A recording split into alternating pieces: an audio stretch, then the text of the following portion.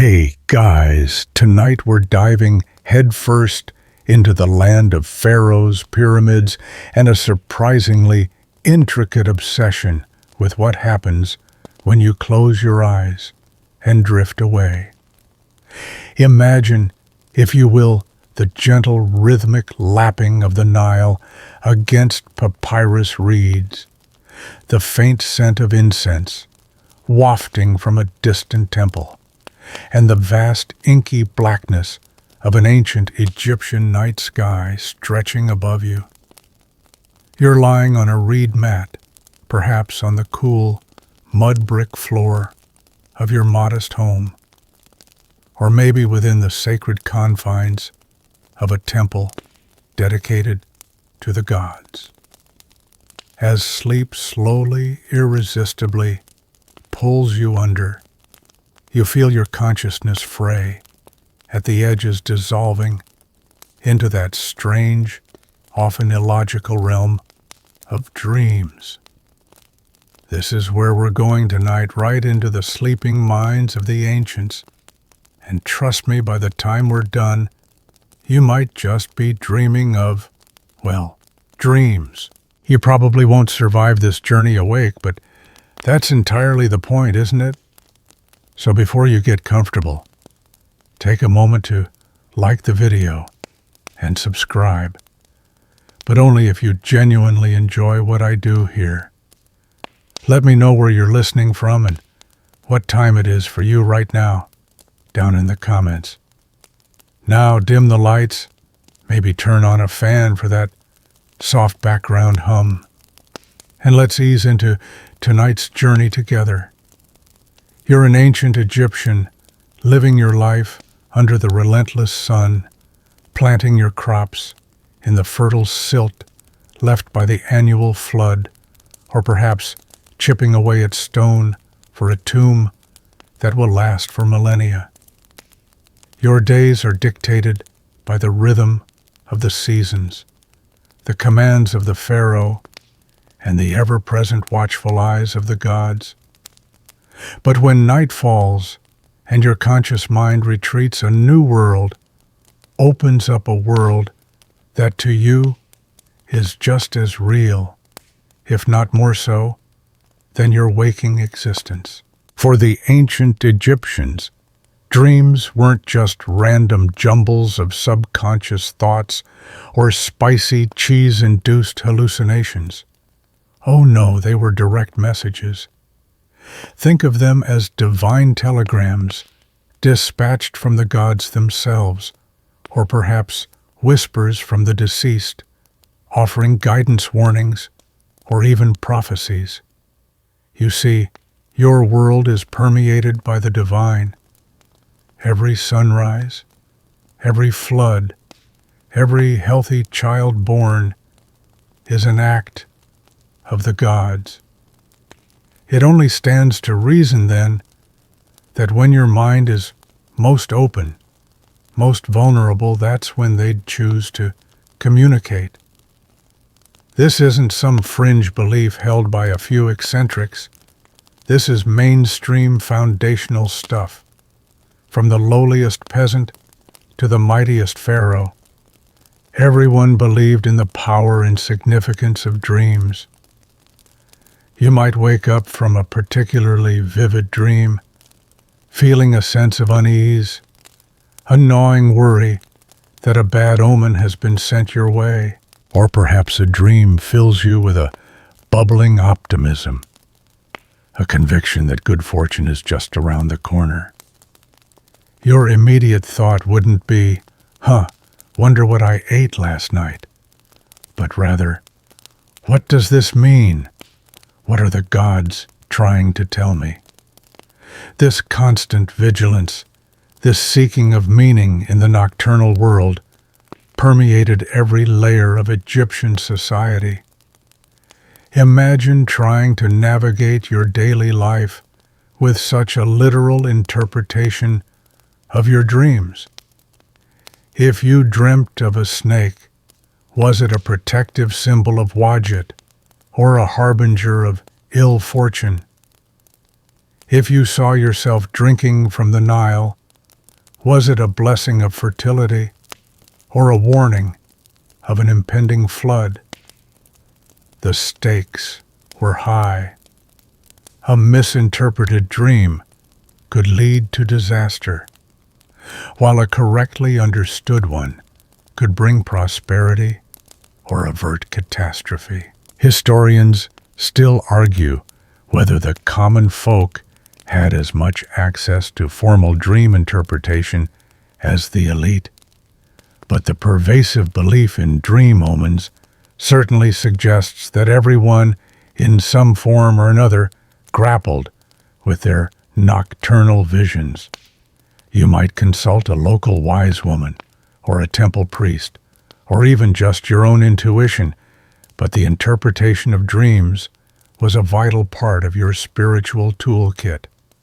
This wasn't some optional extra, like whether you decided to wear your fancy loincloth or your everyday one.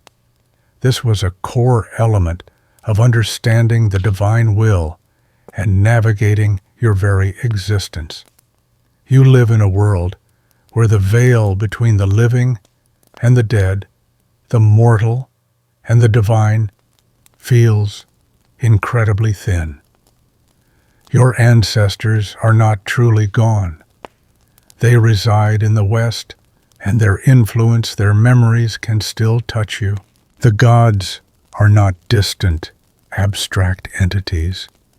They walk among you, sometimes literally, in the form of the pharaoh, and they interact with you through signs and wonders, of which dreams are perhaps the most direct and personal.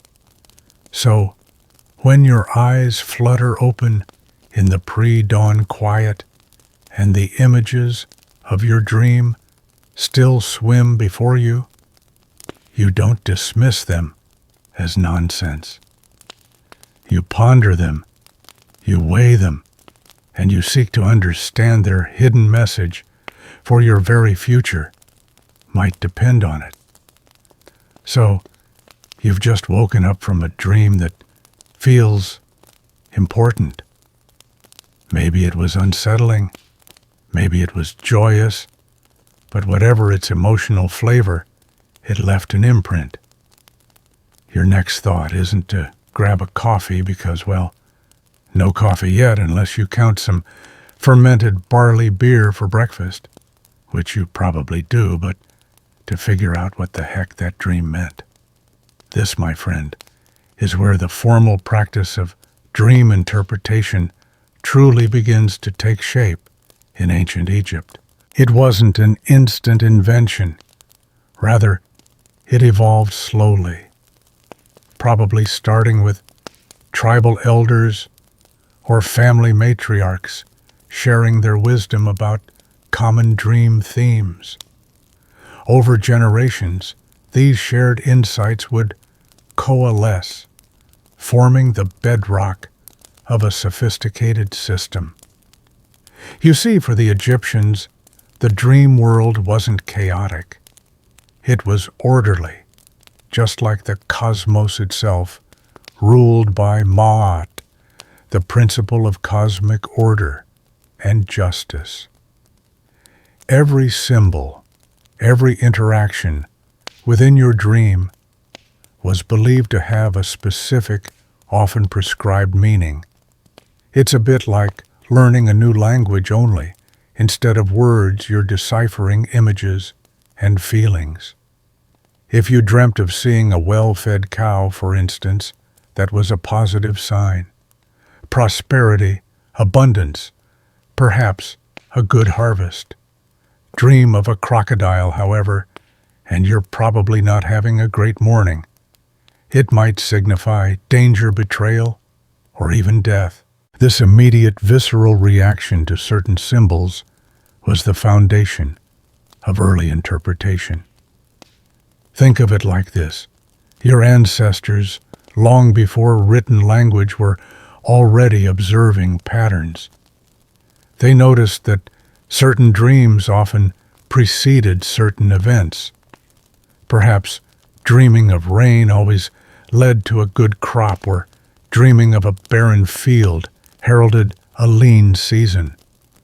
Over centuries, these observations accumulated, passed down orally from one generation to the next. Eventually, these oral traditions became codified.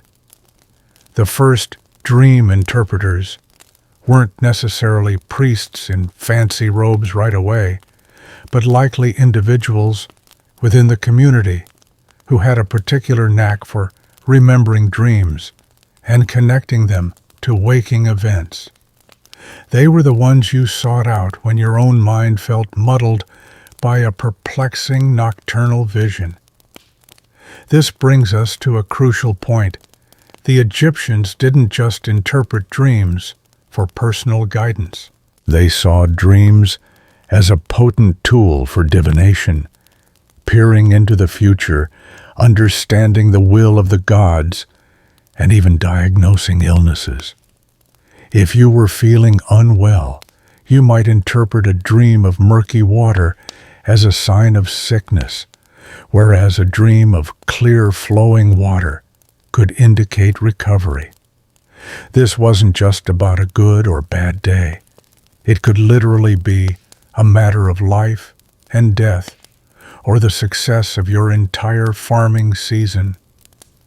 One of the most fascinating aspects of this early development is the idea that the gods weren't just sending messages. They were actively participating in your dreams. It wasn't always a direct verbal message, but often a symbolic narrative. Imagine dreaming you're building a grand temple. Is this a sign you're destined for greatness? Or is it a command from a deity like Amun-Ra, urging you to dedicate yourself to their worship? The nuance was everything, and getting it wrong could have serious consequences. Historians still argue whether the earliest forms of dream interpretation were purely empirical, based on observed outcomes, or already imbued with strong religious doctrine from the outset. Perhaps it was a gradual intertwining with religious meaning, being layered onto practical observations. As society grew more complex, so too did the demand for more formalized dream interpretation. This wasn't just a casual chat over breakfast anymore. It became a specialized skill, often associated with literacy and access to sacred texts. The people who could read and write, who understood the intricate pantheon of gods and goddesses, and who had access to the accumulated wisdom of generations, naturally became the go-to experts. These individuals would form the nascent class of dream interpreters, moving beyond simple common-sense associations to a more elaborate, almost scholarly approach. It's tempting to think of this as some kind of ancient therapy session, but it was far more pragmatic. You weren't exploring your subconscious anxieties, not in the Freudian sense anyway. You were seeking concrete, actionable intelligence. If your dream told you to avoid a certain path, you avoided it. If it advised you to make a particular offering, you did so. The interpretations were meant to guide your waking actions, ensuring you remained in harmony with Ma'at and the divine plan. Remember that feeling of unease after a bad dream. That wasn't just a feeling, it was a divine prompt urging you to seek understanding and perhaps take corrective action. This early foundational belief in the power of dreams laid the groundwork for everything else that was to come, transforming your nocturnal visions from fleeting images into powerful oracles. With the growing understanding that dreams were messages from the divine, It was only a matter of time before specialized locations emerged for their reception and interpretation. This is where the temples enter our story, transitioning from places of general worship to dedicated dream sanctuaries. Imagine, if you will, the cool, dark interior of a massive stone temple, its walls adorned with hieroglyphs depicting gods and pharaohs, the air thick with the scent of myrrh and burning offerings. This wasn't just a building, it was a conduit, a portal, a place where the barrier between the mortal and divine realms felt thinner than anywhere else. You see, for the ancient Egyptians, the temple wasn't merely a place where you dropped off your prayers and hoped for the best. It was an active, living entity, a home for the god it housed. And if a god wanted to communicate, where better to do it than in their own residence? So specific areas within these vast temple complexes began to be set aside for dream incubation. This wasn't just a casual nap. It was a highly ritualized process, undertaken with solemnity and purpose. Picture yourself a supplicant burdened by a pressing question or a nagging illness seeking answers from the gods. You wouldn't just wander in. You'd undergo a series of purifications, ritual washing, perhaps a special diet abstention from certain foods or activities. You might wear specific clean linens. The idea was to make yourself as ritually pure as possible, a clean slate, ready to receive a divine message without interference. You were preparing your body and mind to be a vessel for the gods' communication. Then, you'd be led to a designated area within the temple, often a small enclosed room or a quiet courtyard, away from the hustle and bustle of daily temple life. Here you would lie down, perhaps on a special bed or mat, surrounded by sacred images and symbols. You might make an offering to the deity associated with dreams, or to the specific god whose guidance you sought. You'd whisper prayers, stating your request, or the nature of your dilemma, effectively inviting the god to speak to you in your sleep. This wasn't a quick process. You might spend several nights in this incubation chamber, patiently waiting for the divine message to manifest. The most famous of these dream incubation sites was often associated with healing temples, particularly those dedicated to gods like Imhotep or Serapis in later periods. If you were suffering from an ailment, you would sleep within the temple, hoping the god would send a dream revealing the cause of your sickness, or even better, the cure. Sometimes the dream might show you a specific herb to use or a particular ritual to perform. Other times, the god might appear directly in your dream, offering guidance or even laying hands on you to heal you instantly. This blending of spiritual solace and practical healing made these dream incubation centers incredibly popular. Historians still argue whether the dreams received in these temples were genuinely believed to be direct divine communication, or if there was an understanding that the heightened spiritual atmosphere and your own expectations played a significant role. It's likely a bit of both. For the supplicant, the experience was undoubtedly profound and deeply spiritual. For the priests overseeing the process, it was a structured ritual designed to facilitate a divine encounter. The power of suggestion and belief, of course, are forces not to be underestimated. Imagine the atmosphere, the hushed reverence, the flickering oil lamps casting dancing shadows on ancient walls, the rhythmic chanting of priests in the distance. All of this contributed to an environment conducive to a particular state of mind, one open to vivid dreams and significant interpretations. You weren't just trying to dream, you were actively soliciting a dream, an experience so potent that it could change the course of your life, heal your body, or guide your decisions. These temples weren't just places where dreams were interpreted.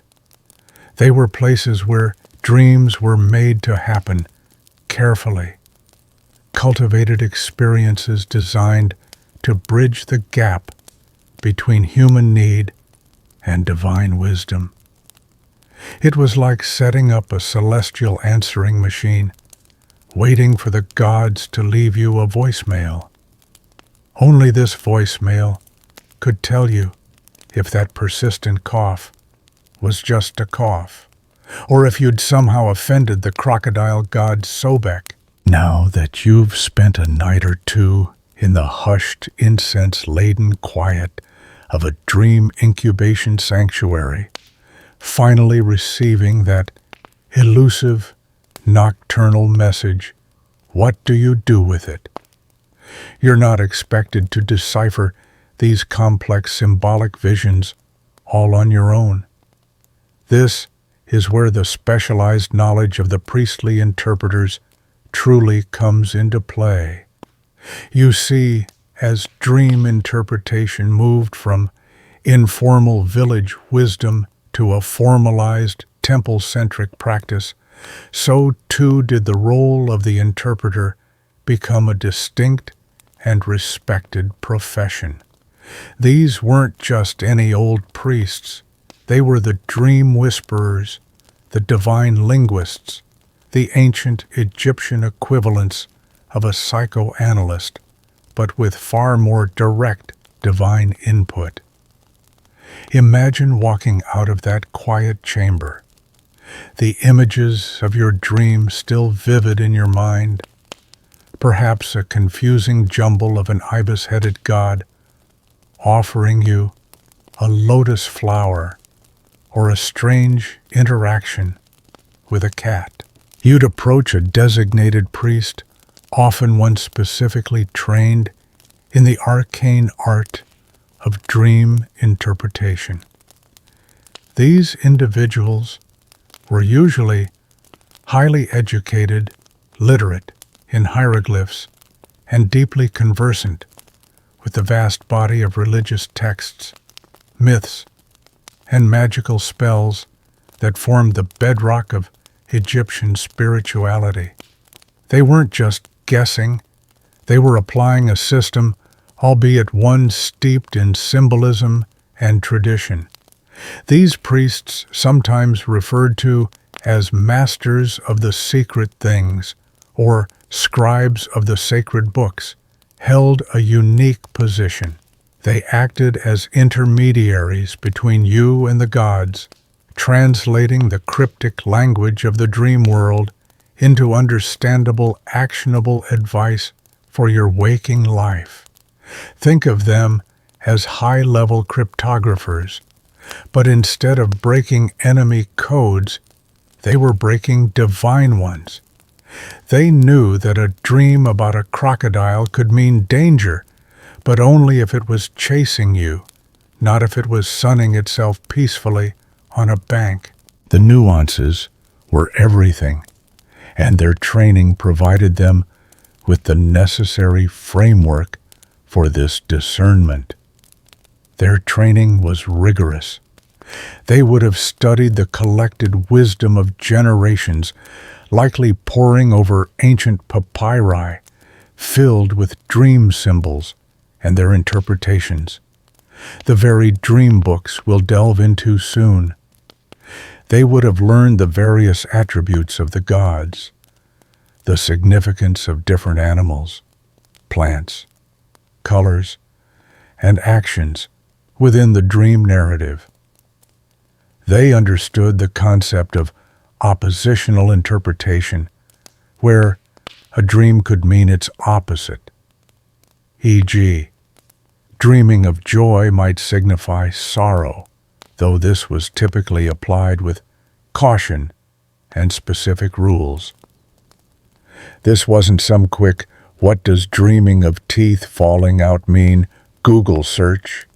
It was a deeply ingrained body of knowledge. When you presented your dream, the priest wouldn't just listen passively. They'd ask probing questions, trying to elicit every detail. Was it day or night? In the dream, what were your emotions? Who else was present? What did you feel upon waking? These questions helped them to contextualize the symbols and arrive at the most accurate interpretation. They understood that personal circumstances could affect the meaning of a universal symbol. For example, a dream of the Nile flooding might be a good omen for a farmer, signifying fertility, but a bad omen for someone whose house was too close to the riverbank, signifying destruction. One quirky tidbit about these interpreters is that they sometimes employed a form of psychological suggestion. If you came to them with a particularly distressing nightmare, they might not just interpret it, but also prescribe rituals to counteract its negative effects, perhaps a specific amulet to wear or an offering to make. This wasn't just about understanding the dream. It was about mitigating its potential impact and restoring your peace of mind. They were healers of the soul as much as interpreters of the divine. Historians still argue whether these priestly interpretations were based on genuine spiritual insight, shrewd psychological observation, or a careful balance of both. It's likely that a good interpreter combined a deep knowledge of traditional symbolism with an astute understanding of human nature and a healthy dose of showmanship. After all, gaining and maintaining trust was paramount. You sought them out because you believed they held the key to unlocking divine secrets, and they in turn sought to provide you with the answers you desperately craved, grounding their interpretations in the sacred lore of Egypt. They were the gatekeepers to the secret language of the gods, ensuring that when the divine chose to whisper in your sleep, its message wouldn't be lost in translation. So you've poured out your dream to the priestly interpreter, recounting every strange detail and vivid sensation. Now, how does that learned individual translate your perplexing nocturnal narrative into something meaningful and actionable? They turned to their sacred texts, specifically the dream books, ancient manuals that served as the definitive guides for deciphering divine messages. Imagine these as the ultimate dream dictionary, painstakingly compiled over centuries, containing the collective wisdom of generations of interpreters. You see, these weren't just random notes scribbled on papyrus. They were systematically organized compilations of dream scenarios and their corresponding interpretations. The most famous surviving example, and indeed a treasure trove of insight into ancient Egyptian dream beliefs, is the Chester Beatty Papyrus III, dating back to the New Kingdom around 1250 BCE. Picture a long roll of papyrus, carefully written in hieratic script, meticulously detailing dream after dream. When the priest consulted such a text, they weren't just flipping through pages looking for keywords. These dream books were structured often with columns that would list the dream scenario if a man sees himself, followed by its interpretation, good or bad, and then a specific meaning or prognosis. For instance, if a man sees himself drinking warm beer, good, it means overcoming his enemies. Or if a man sees himself looking in a mirror, bad, it means another wife. Ouch. Some things never change, do they? What's truly fascinating is the sheer breadth of scenarios covered. From the mundane to the bizarre, these dream books attempted to cover nearly every conceivable nocturnal event. You might find interpretations for dreams about eating various foods, bread, fish, crocodile meat. Yes, that's in there. Interacting with animals, cats, snakes, hippos, performing daily activities, building, washing, arguing, or even experiencing abstract sensations, falling, flying, seeing light. It's like they were trying to create a comprehensive database of the subconscious. The content of these papyri reveals a great deal about Egyptian daily life, their fears, and their aspirations. You can almost feel the presence of the common person struggling with mundane issues, seeking divine guidance for everything from marital woes to crop yields. It wasn't all grand prophecies for the pharaoh. Much of it was practical advice for navigating the tricky waters of everyday existence. One quirky tidbit found in these dream books is the inclusion of magical remedies or counter spells for bad dreams. If your dream was particularly ominous, the text wouldn't just tell you it was bad.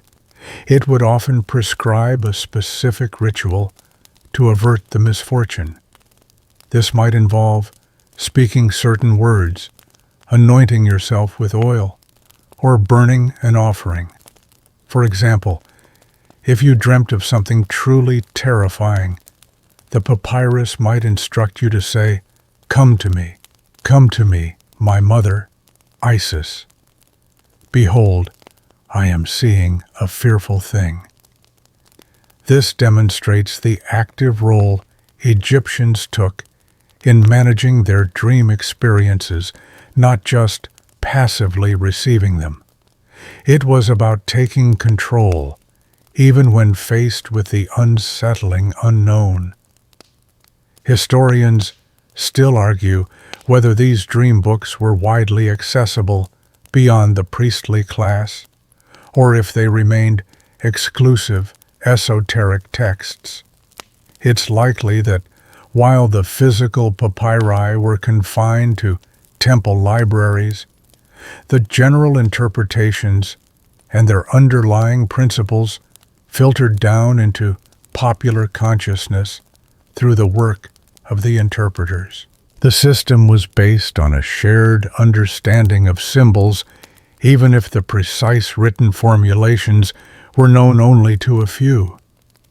So when you see the priest consulting that ancient scroll, know that they're not just making it up as they go along. They're drawing upon a rich documented tradition, a meticulously compiled repository of dream wisdom that has been passed down and refined over centuries. It's the closest thing ancient Egypt had to a user manual for the human subconscious, a guide to understanding the whispered language of the gods, ensuring that every nocturnal vision, no matter how fleeting, held a key to your fate.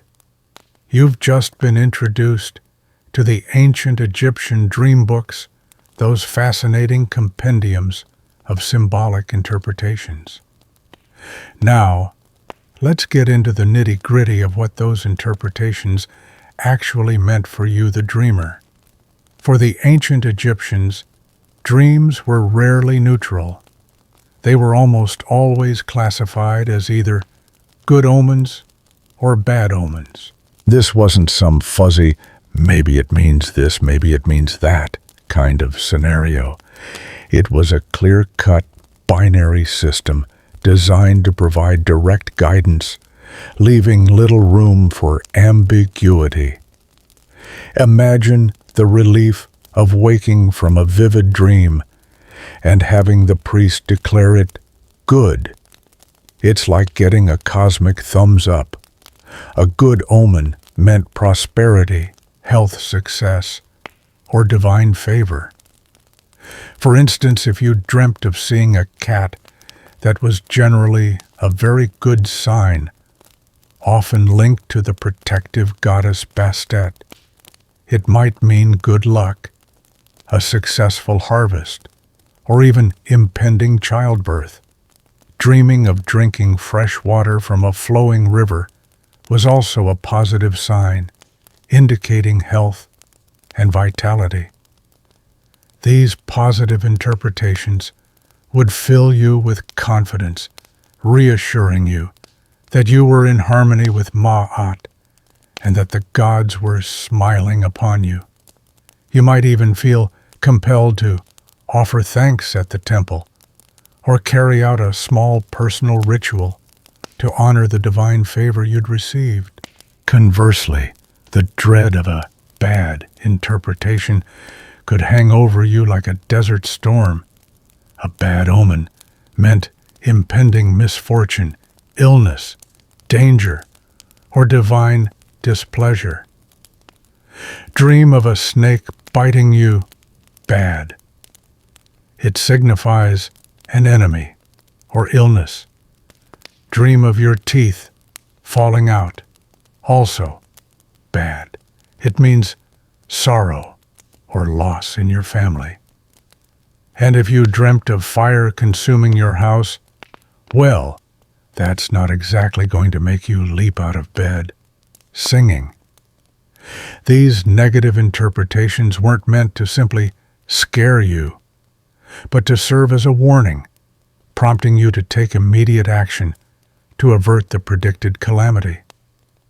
It was like a spiritual early warning system. What's truly interesting is the almost clinical detachment with which these interpretations were sometimes presented in the dream books. It's not about your feelings or your subconscious. It's about the objective meaning of the symbols. The focus was entirely on the outcome and the necessary response. If it's bad, what do you do to make it good? This proactive approach is a hallmark of Egyptian religious practice. You didn't just accept your fate. You actively engaged with the divine to shape it. One quirky tidbit, however, is that some dreams were considered reverse omens. This is where it gets a little tricky, but it adds another layer to the complexity. A dream of dying, for example, was often interpreted as a very good sign, meaning a long life. Dreaming of sorrow might mean joy. This concept of opposition wasn't applied indiscriminately, though. There were specific dream scenarios where this reversal was expected, and the priests would know which ones. It kept you on your toes, didn't it? Just when you thought you had it figured out. The dream world threw a curveball. Historians still argue whether this reverse omen concept was an early form of psychological insight into anxieties, manifesting as their opposite, or simply a clever way to assuage fear for particularly dreadful dreams. The distinction between good and bad omens wasn't just about personal fortune. It extended to the state, too. The pharaoh's dreams, for instance, were meticulously interpreted as they could signify the prosperity or doom of the entire kingdom. A pharaoh's nightmare about the Nile failing to flood would send ripples of panic through the court, prompting immediate rituals and prayers to appease the gods. Ultimately, this binary system provided you with a clear framework for understanding your nocturnal experiences. It eliminated guesswork and offered a direct path to action, whether that was a celebration of divine favor or an urgent plea for intervention. For the ancient Egyptian, the dream wasn't just a fleeting illusion. It was a potent, meaningful message demanding attention and carrying the weight of your very destiny. Now that you understand the fundamental division between good and bad omens, let's dig into the very language of dreams as understood by the ancient Egyptians, the symbols and associations. Imagine trying to read a coded message where every image, every creature, every action holds a specific pre-assigned meaning. That's essentially what dream interpretation was.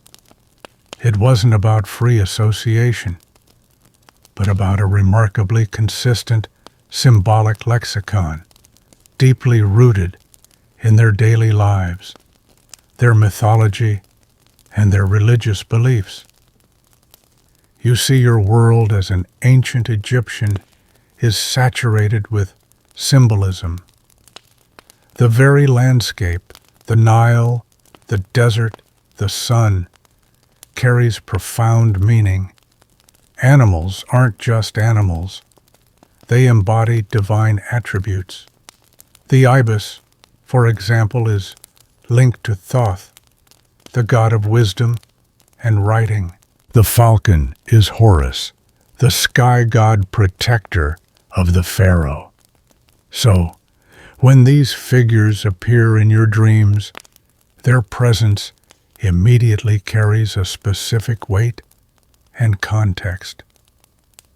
Let's break down some common symbols you might encounter in your dreams, and what a priest would immediately tell you they mean the Nile River. This is your lifeblood, your sustenance. So, dreaming of a full-flowing Nile, especially one that floods just right, is universally a good omen. It means prosperity, fertility, abundance, and healthy crops. Dreaming of a dry or murky Nile, however, would be a bad omen, signifying famine, sickness, or misfortune. It's the most fundamental symbol of life itself. Crocodiles, the mighty Nile crocodile. They were both feared and revered. Dreaming of a crocodile was often a bad omen, signifying danger, an enemy, or betrayal, particularly if it was aggressive or attacking. However, if the crocodile was passive or even seemed protective, its meaning could shift. It's a good example of how context matters, even within a fixed symbolic system. Remember that crocodile dung sunscreen from way back. Yeah, those beasts were everywhere, even in your dreams. Cats, generally a good omen. Cats were highly valued for protecting grain from rodents and were associated with the goddess Bastet, a deity of protection, fertility, and joy. Dreaming of a cat might indicate good fortune, safety, or a happy home. Snakes. This one's tricky. A snake could be a bad omen, representing an enemy illness or death, especially if it was venomous or aggressive. But certain snakes, like the Uraeus cobra, often seen on pharaohs' crowns, were symbols of divine protection and royalty. So if the snake in your dream was clearly a protective one, it could be a good omen. The specific type and behavior were crucial. Trees and plants, lush green trees and flourishing plants were typically good omens, signifying growth, vitality, and health. Dying or barren plants would predictably be bad omens, indicating decay or misfortune. The lotus flower, a symbol of creation and rebirth, would almost always be a positive sign. Teeth. Dreaming of your teeth falling out was almost universally a bad omen, indicating sorrow, loss, or death, often relating to family members. It's one of those ancient symbols that still resonates in modern dream interpretation. Fire. This could go either way. Fire that was controlled, used for cooking, or warmth could be a neutral or even good omen. But uncontrolled destructive fire was definitely a bad omen, signifying disaster or destruction.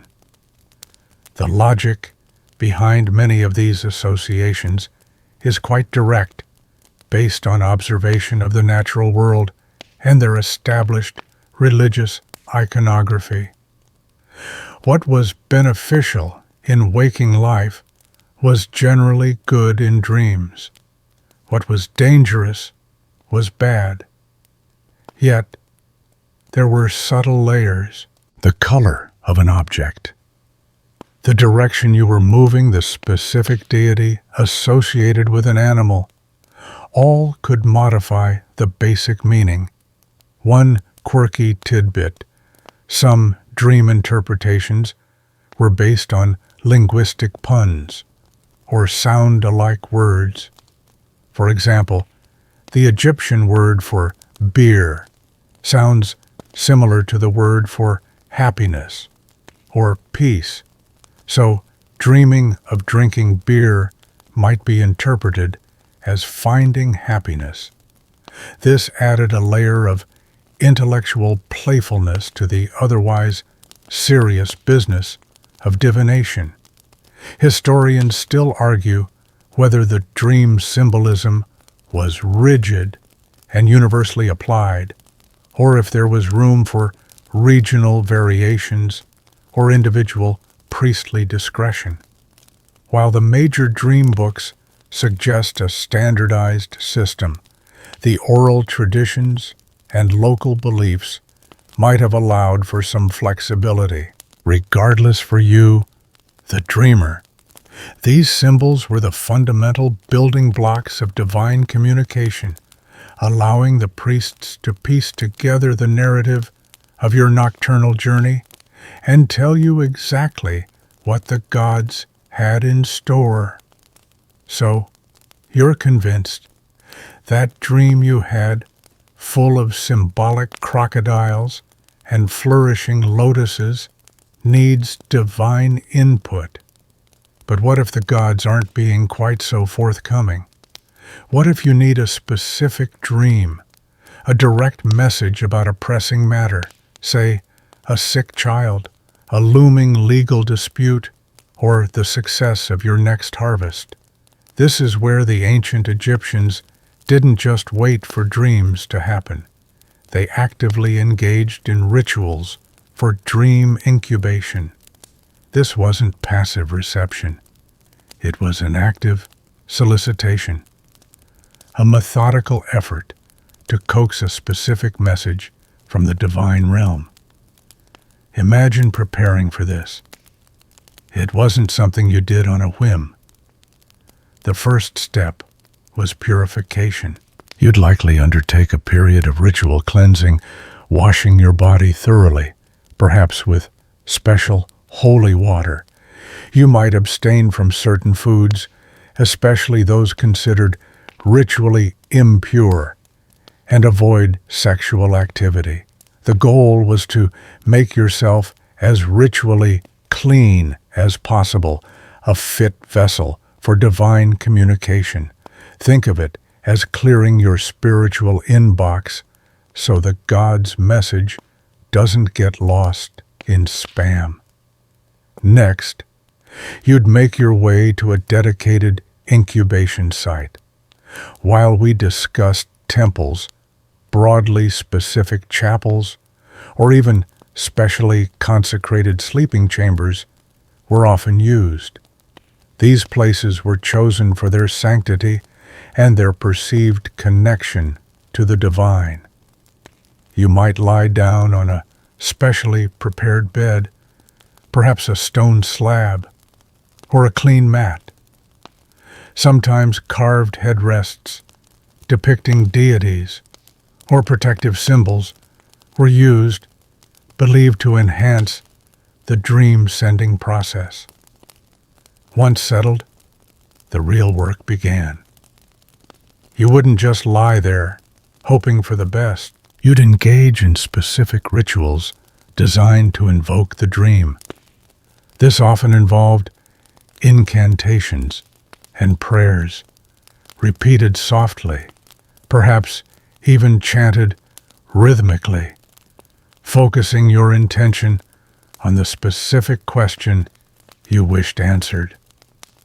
You might address a particular deity known for their association with dreams, like the god Bes, or a healing god like Imhotep, or even the deceased ancestor whose wisdom you sought.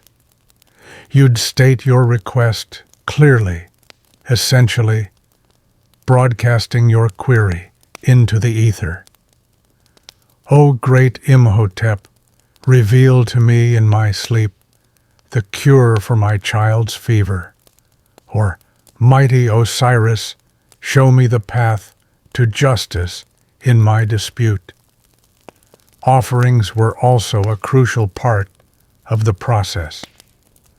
Before lying down, or perhaps even during the night, you might offer small votive gifts, incense, loaves of bread, libations of water, or beer, or even small figurines. These weren't just gifts. They were acts of devotion, designed to gain the favor of the gods and encourage their intervention in your dream. It was a tangible expression of your earnest desire for divine communication. One quirky tidbit about these practices is the use of dream amulets and magical images. Some supplicants might sleep with small statues or images of specific deities under their pillow, or wear amulets inscribed with protective spells, believing these objects would either facilitate the dream or protect them from malevolent dream influences. It speaks to a very tangible, almost tactile approach to spirituality. You weren't just praying, you were physically manifesting your desire for a divine encounter.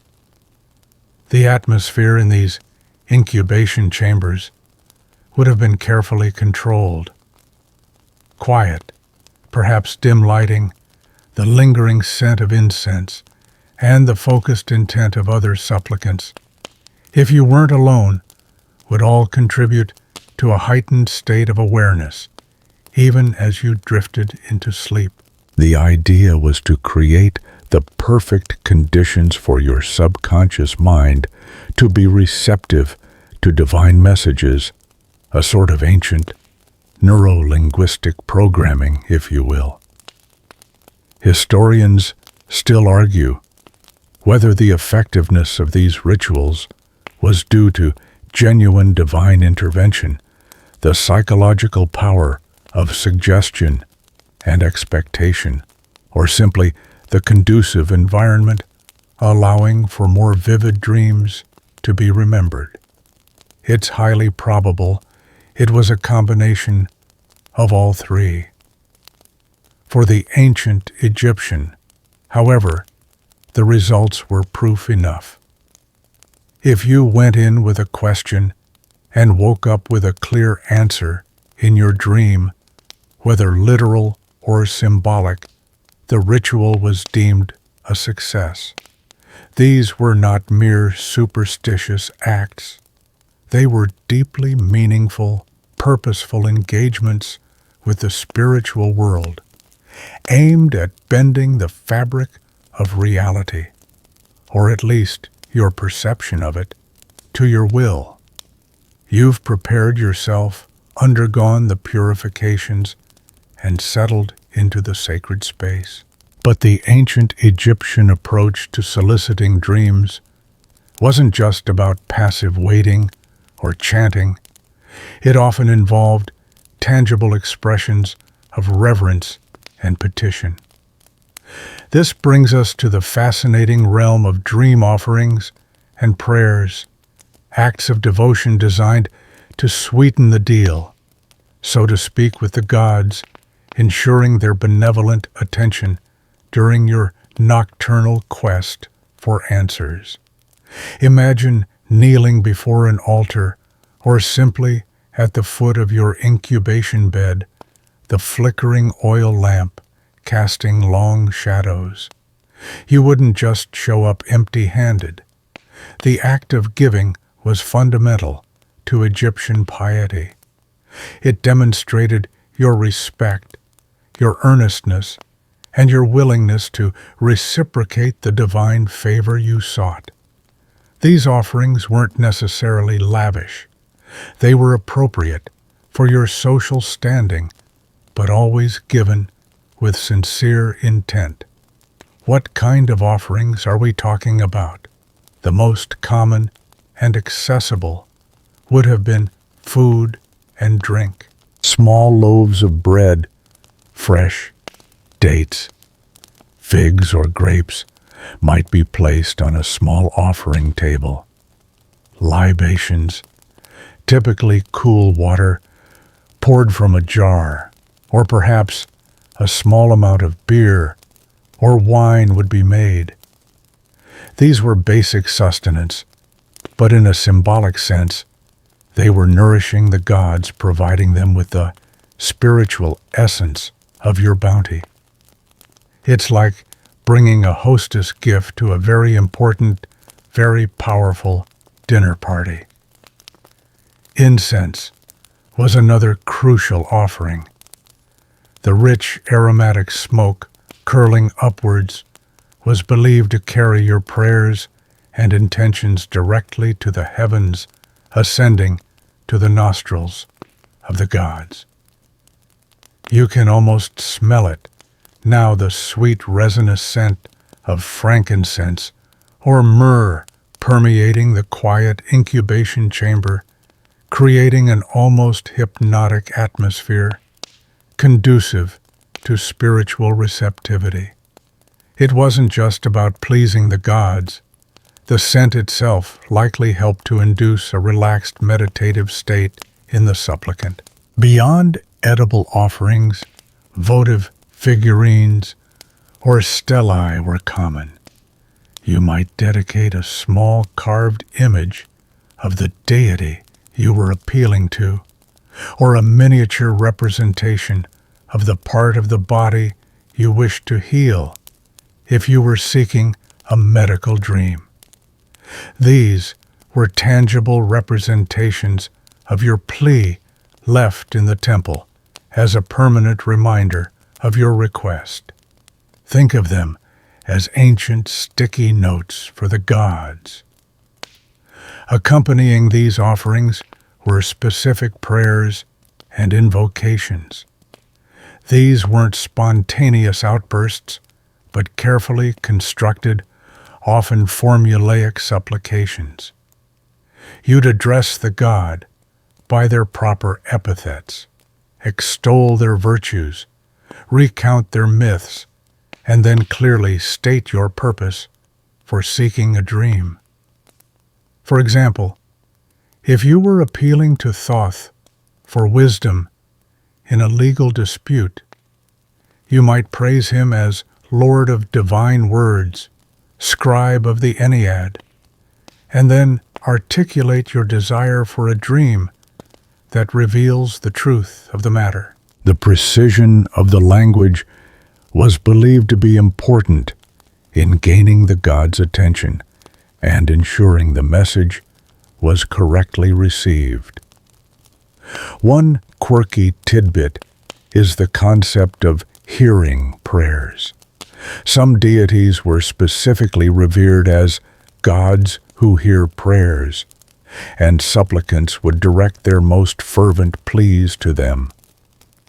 This personalized approach made the act of prayer feel more direct and intimate, fostering a stronger connection between the individual and the divine. Historians still argue whether the effectiveness of these offerings and prayers was attributed solely to divine intervention, or if there was an implicit understanding that the rituals themselves served to focus the supplicant's mind and heighten their receptivity to symbolic dreams. It's likely a harmonious blend. For the ancient Egyptian, the physical act of giving and the vocalization of prayer were integral to preparing the soul for the profound experience of dream incubation, paving the way for the gods to whisper their secrets directly into your sleeping mind. Without these offerings, you might as well be asking the gods for help while chewing on a rancid onion, not exactly showing respect. While you, the common person, might be engaged in intense rituals to glean a dream about your sick donkey or a stubborn neighbor, the stakes for the most important figure in Egypt were infinitely higher. For the pharaoh's dreams were not just personal insights, they were matters of state reflections, of cosmic order, and direct indicators of the god's will regarding the entire two lands. The royal dream was an oracle, a command, and sometimes a terrifying premonition that could alter the course of history. Imagine yourself as a pharaoh, the living Horus, the divine king on earth. Your waking life is a constant performance of piety and leadership, ensuring Ma'at is maintained across the land. But when you close your eyes, the divine veil thins even further. Your dreams are believed to be direct communications from the most powerful gods, Ra, Amun, Osiris, revealing secrets vital to the kingdom's prosperity, military campaigns, or even the longevity of your own reign. This meant that royal dreams were scrutinized with unparalleled intensity. The pharaoh would have access to the absolute best dream interpreters, the most learned priests and scribes, perhaps even a dedicated master of royal dreams within the court. These elite interpreters wouldn't just consult a dream book. They'd analyze the dream within the broader context of political events, religious festivals, and the pharaoh's current endeavors. A dream of a specific battle, for example, wouldn't just be about victory or defeat, but might reveal the divine strategy or the precise moment to strike. A classic example of a royal dream that changed history, or at least provided divine justification for it, is the dream stela of Thutmose IV. Imagine young Thutmose, before he was pharaoh, perhaps merely a prince. He falls asleep in the shadow of the great Sphinx at Giza, which at the time was partially buried in sand. In his dream, the Sphinx embodying the sun god, Horemakhet, speaks to him. The Sphinx complains about the sand, promising Thutmose the kingship if he clears it. Thutmose awakens promptly, clears the sand, and later ascends to the throne. Was this a genuine divine vision, a clever piece of political propaganda to legitimize his reign? He wasn't the direct heir, or a shrewd psychological maneuver. Historians still argue whether Thutmose IV truly had such a dream, or if it was a retrospective invention to justify his unexpected ascension to the throne. Regardless, the very existence of the stela proves the immense power attributed to royal dreams. Another crucial aspect of pharaonic dreams was their role in legitimizing monumental projects. If a pharaoh had a dream commanding them to build a new temple, excavate a sacred site, or even initiate a new religious cult, that dream became the divine blueprint compelling action. It wasn't just a personal whim. It was a divine imperative given directly to the earthly representative of the gods. This kind of divine sanction added immense authority to any royal undertaking, ensuring public support and reinforcing the pharaoh's sacred status. Consider the weight on a pharaoh's shoulders. Every major decision, a military campaign against the Hittites, the construction of a new reservoir, appointing a new vizier, could be influenced by a royal dream. If the dream was a bad omen, indicating a potential rebellion or a natural disaster, the pharaoh and his advisors would immediately undertake rituals, offerings, and strategic planning to avert the perceived doom. Their very vigilance in the dream world was seen as a part of their duty to protect and guide Egypt. One quirky tidbit: sometimes pharaohs would commission dream-inducing rituals specifically to gain insights into foreign policy or military strategy. They literally tried to dream up the best way to conquer their enemies or secure trade routes. It was a unique form of ancient intelligence gathering, relying not on spies, but on divine whispers. The concept of the pharaoh as the supreme dreamer, the direct recipient of divine communication, cemented his role not just as a political leader, but as the chief intermediary between humanity and the gods. Your pharaoh wasn't just running the country. He was also checking his divine voicemail every night, ensuring that the ancient cosmic order remained unbroken all through the powerful, mysterious realm of dreams. As we journey through the fascinating world of ancient Egyptian dreams, it's impossible to ignore the echoes found in other ancient narratives, particularly those from the Near East. The most prominent and relatable connection for many of you lies in the biblical story of Joseph and Egyptian dreams. Imagine yourself hearing this story, perhaps from a traveling merchant or a foreign dignitary, and recognizing the familiar patterns of dream interpretation that permeate your own society. You see the tale of Joseph as recounted in the book of Genesis fits remarkably well within the established framework of ancient Egyptian dream practices.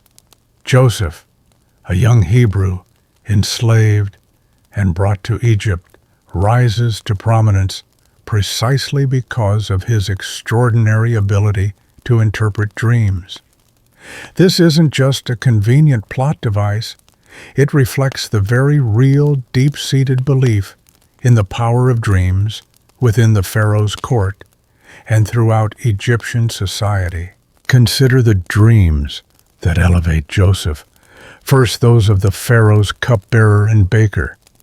The cupbearer dreams of a vine with 3 branches blossoming and bearing grapes, which he squeezes into Pharaoh's cup.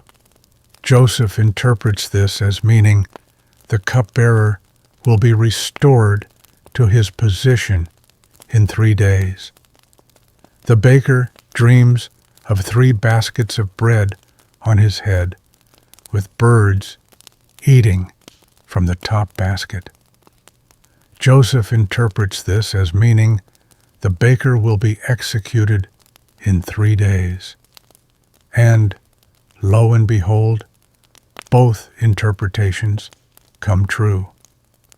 For an ancient Egyptian, this narrative wouldn't seem strange or miraculous in an unprecedented way. It would resonate with their own understanding of how dreams functioned as symbolic messages from the divine, requiring a skilled interpreter to unlock their meaning, often predicting specific outcomes within a short time frame. The idea of a commoner, albeit one divinely gifted interpreting dreams for those in power, would be perfectly understandable within their cultural context, albeit perhaps unusual for someone not from the priestly class. But the real showstopper, the dream that catapults Joseph to ultimate power, is Pharaoh's own twin dreams. Pharaoh dreams first of 7 fat cows being eaten by 7 thin, ugly cows. Then he dreams of 7 healthy ears of grain being devoured by 7 thin, scorched ears. The Pharaoh, deeply troubled, summons all his wise men and magicians, but none can interpret the dreams to his satisfaction. This scene is particularly illuminating for our journey. It shows the immense anxiety a pharaoh would experience over a powerful, unsettling dream and the desperate need for accurate interpretation. It also hints at the limitations of even the most learned court interpreters when faced with a truly profound divine message. Enter Joseph, recommended by the grateful cupbearer. Joseph, importantly, doesn't claim the power for himself. He humbly states, "It is not in me." God will give Pharaoh a favorable answer. This echoes the Egyptian belief that the gods are the source of the message and the interpreter is merely a conduit. His interpretation of the 2 dreams as signifying 7 years of abundance followed by 7 years of famine, and his wise counsel to store grain during the plentiful years saves Egypt from disaster. This story perfectly illustrates several aspects of Egyptian dream interpretation we've explored. The urgency of royal dreams. Pharaoh's immediate concern and his inability to find a satisfying interpretation highlight the critical importance placed on his nocturnal visions. The symbolic nature, cows and grain, are fundamental to Egyptian life and sustenance, making them potent symbols for agricultural prosperity and scarcity. the need for skilled interpreters. Even the pharaoh's own court magicians couldn't solve it, emphasizing the specialized knowledge required. Actionable outcomes. The interpretation leads directly to a massive government policy change, saving the entire nation.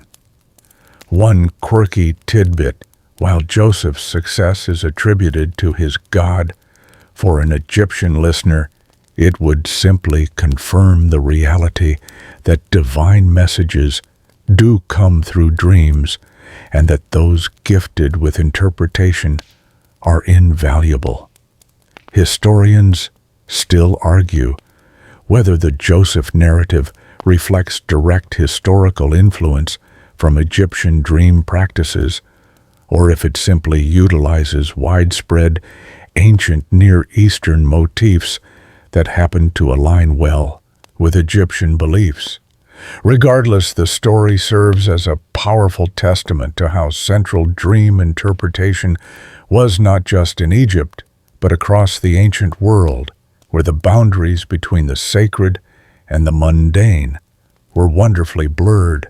You've seen how dreams could dictate royal policy and even save nations. But for you, the average ancient Egyptian dreams often tapped into a more immediate personal concern: your health.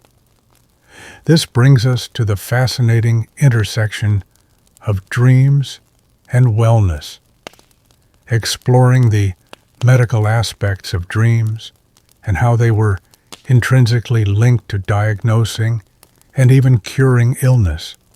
Imagine waking up with a persistent cough, a churning stomach, or a sudden debilitating weakness. In your world, sickness isn't just a biological malfunction. It's often seen as a spiritual imbalance, a punishment from the gods, or the result of malevolent magic. So, when illness strikes, where do you turn for answers? To the realm where the divine communicates most directly: your dreams. You might undertake a dream incubation ritual, specifically to seek a medical diagnosis or cure. You'd go to a temple associated with healing deities like Imhotep, the deified architect and physician, or Sekhmet, a goddess who could both bring and cure plague. There, after the usual purifications and offerings, you'd lie down and petition the god to reveal the nature of your ailment or the path to recovery. The dream you received could manifest in several ways. Sometimes the god might appear directly in your dream, revealing the cause of your sickness.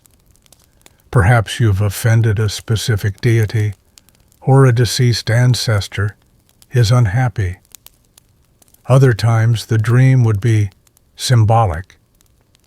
Dreaming of murky, stagnant water, for instance, might indicate a blockage or impurity within your body, leading to illness. Dreaming of a festering wound might literally show you the source of your affliction, even if the pain was elsewhere in your waking body. More practically, dreams could sometimes reveal the cure. You might dream of a specific herb growing in a particular place, or a unique ritual to perform, or even a specific combination of ingredients to mix into a remedy. This wasn't just abstract symbolism. It was often highly specific, actionable information. Imagine dreaming of a blue lotus blooming by the riverbank, and upon waking, you seek it out, knowing it holds the key to your recovery. It's like getting a cosmic prescription from a celestial pharmacy. One particularly intriguing aspect of this is the concept of healing sleep, In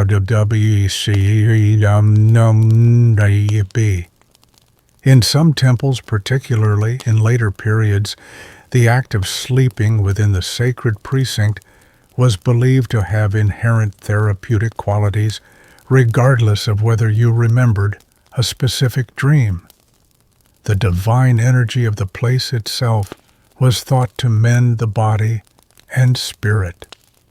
This blends the active pursuit of dream messages with a more passive, almost osmotic absorption of healing power. The priests, who often served as both religious figures and physicians, Swenw, would be crucial in interpreting these medical dreams. They would consult their medical papyri, like the Ebers papyrus or the Edwin Smith papyrus, alongside their dream books.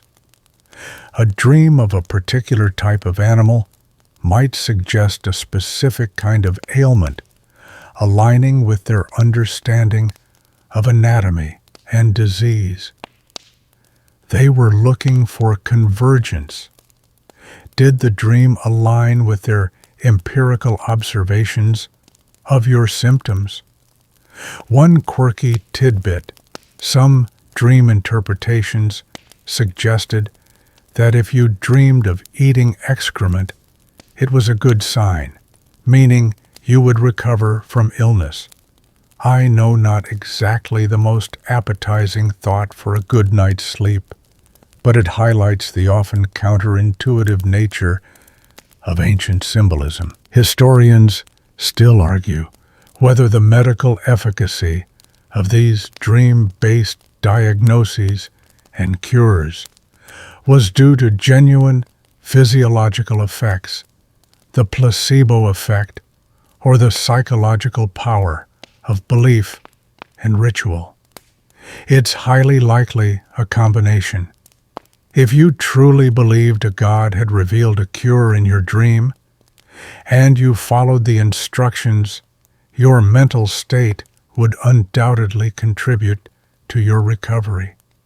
For the ancient Egyptian, however, the link was direct and undeniable.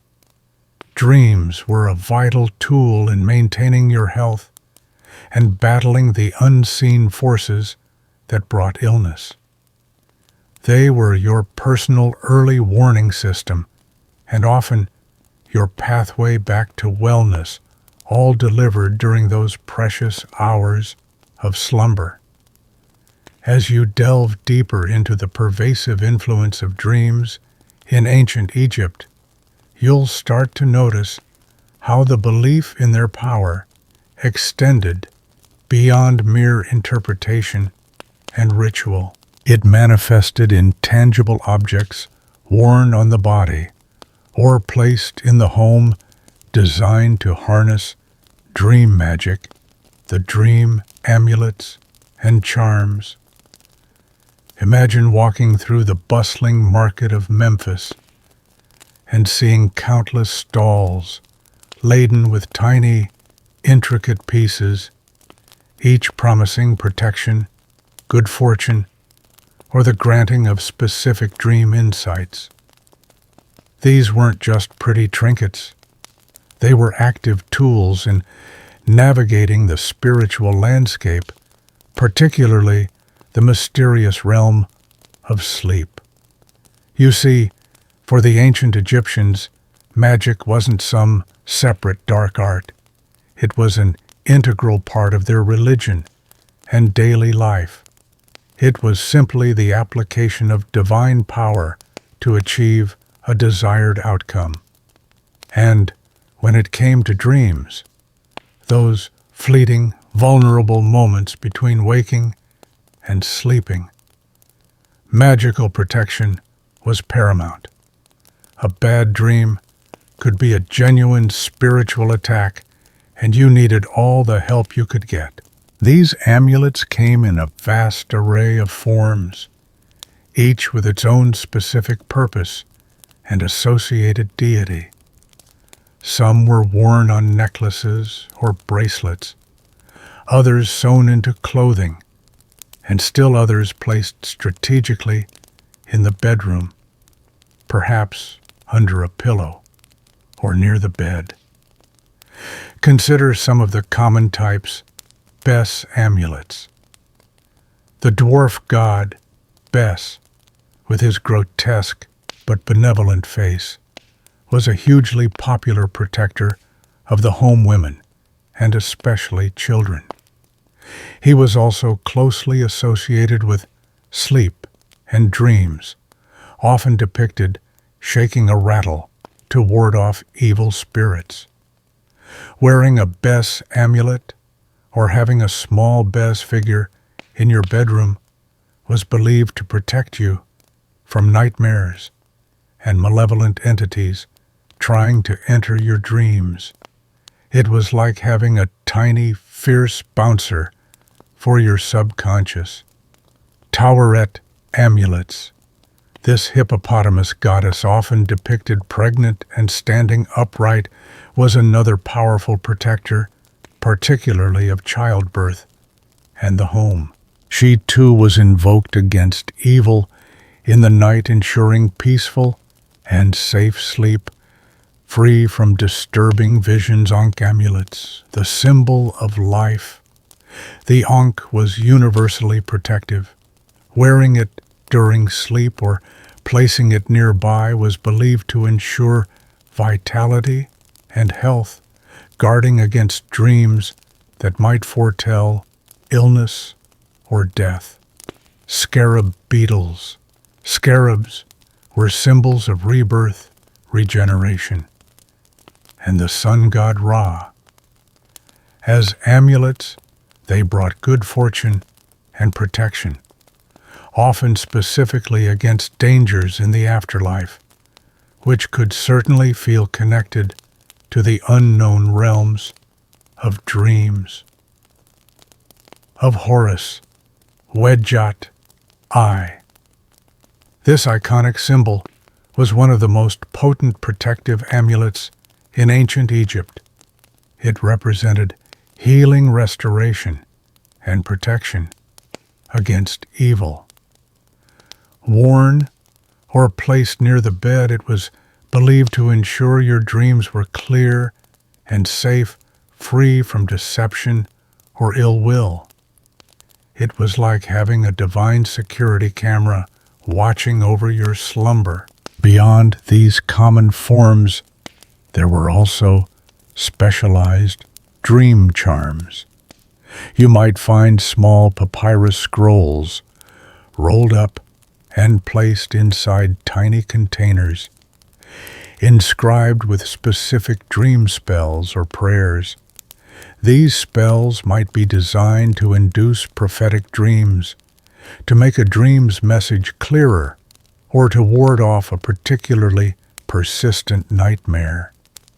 The words themselves were believed to hold power, and the act of carrying them close was a form of active magic. One quirky tidbit: some of these dream-related spells explicitly describe actions to take if you had a bad dream, such as spitting on the ground or even reciting the negative dream into a cup of water and then pouring it out, symbolically washing away the ill omen.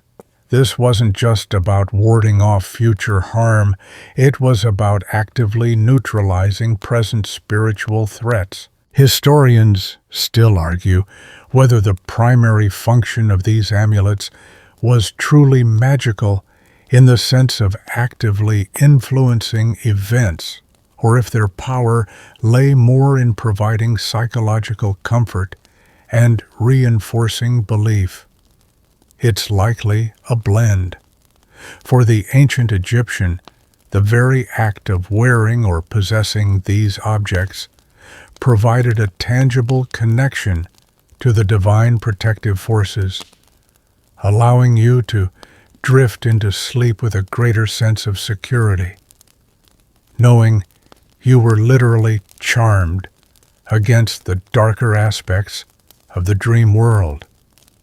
These weren't just pretty stones, They were your personal portable guardians against the chaotic unknown of the night. You've seen how Egyptians sought out and interpreted dreams, even carrying amulets to protect themselves during slumber. But who exactly were they appealing to in these nocturnal quests? It wasn't just a vague concept of the gods. Specific divine entities held sway over the realms of sleep, dreams, and healing.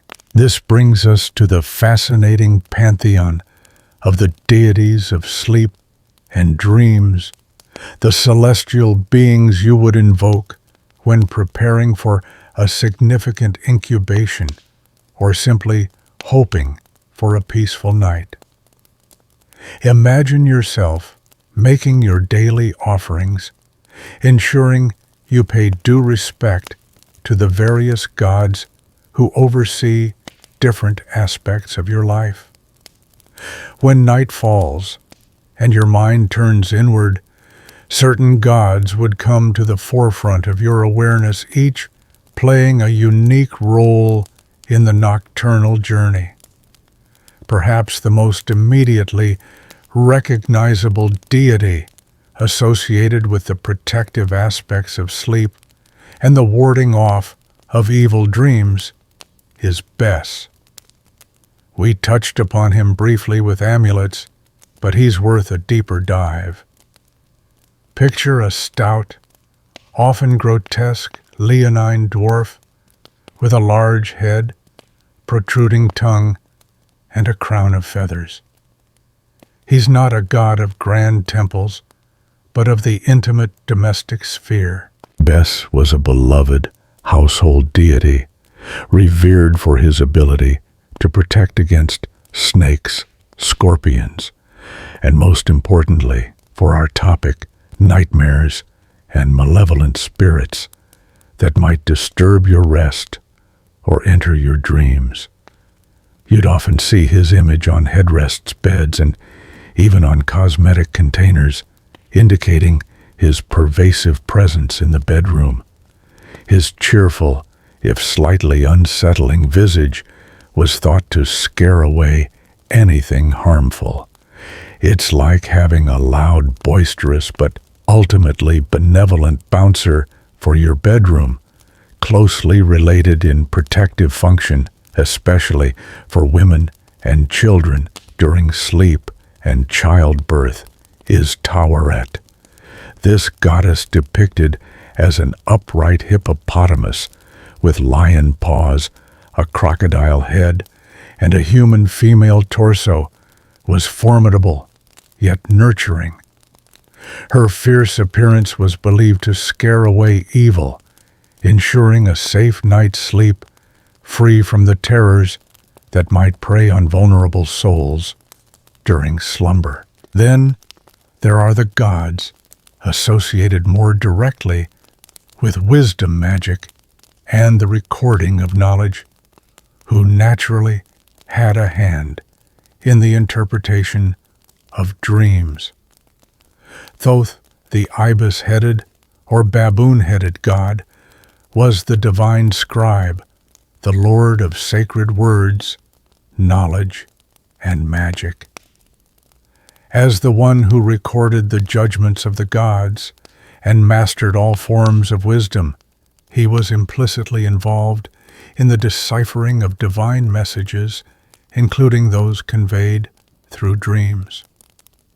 If you sought clarity and understanding of a particularly complex dream, Thoth would be your go-to deity. He's the original cosmic librarian, holding all the answers. For healing dreams, you'd turn to Imhotep.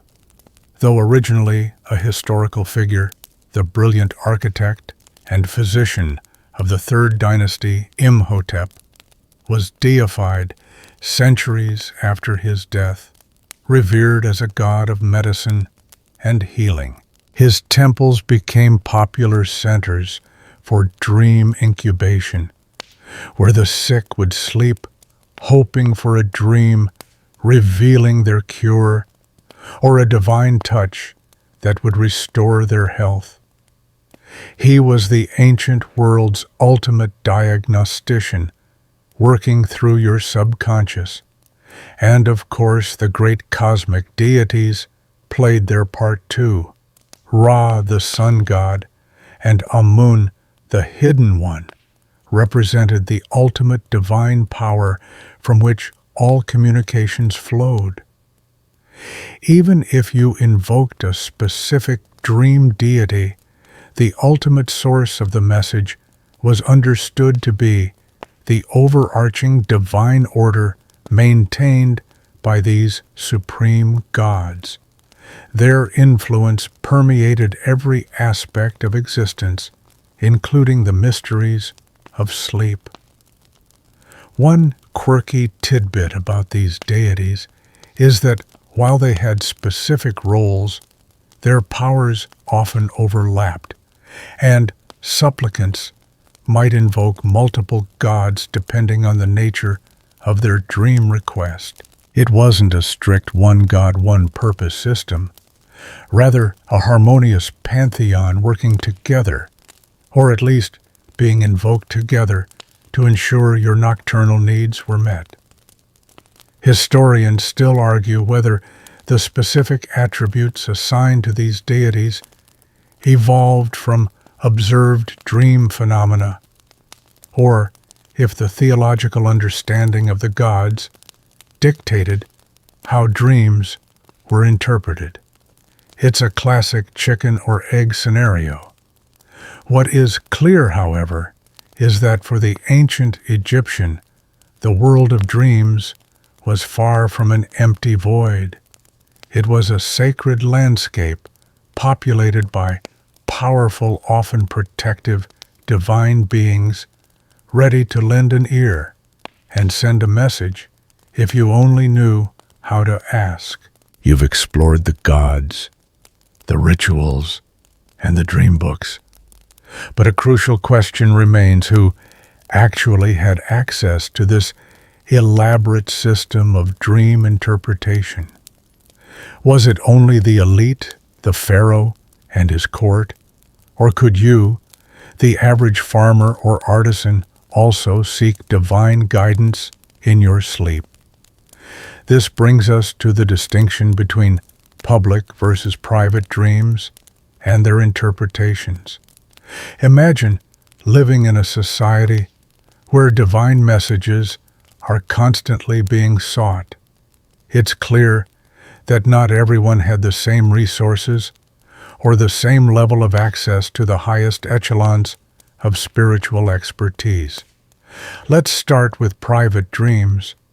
These are your personal nocturnal experiences, the ones you have every night as you drift off to sleep in your own home.